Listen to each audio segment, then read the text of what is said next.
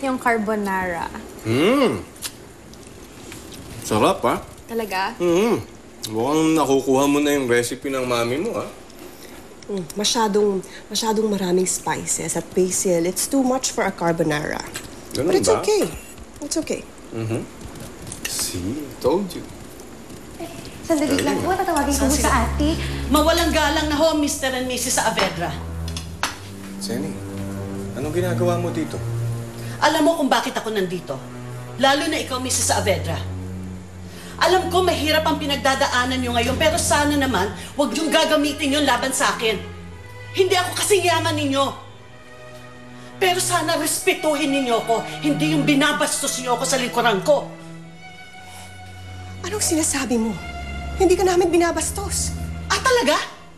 Hindi ba pambabastos yung ginawa mong makipagkita ka sa anak ko kahit na pinagbawalan na kita? Hindi ba yung pambabastos? At ginawa mo pa siya, sinulsulan mo pa siya magsinungaling sa akin. Walang hiya ka. Wala kang utang na loob!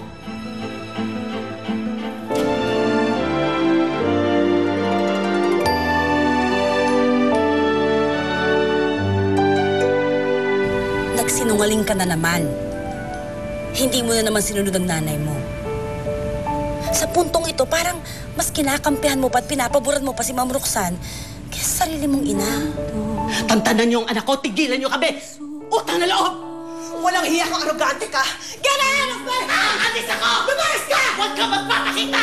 Hindi ako papayag na kunin niya ang anak ko sa akin! Alam ko na malaki ho yung kasalanan ko sa inyo. Sorry po. Insecure na ako kay Lina eh. Tapos ikaw pa yung gagawa ng paraan para magkita sila. Behind my back. Hanggang ngayon, nagigilty ka pa rin.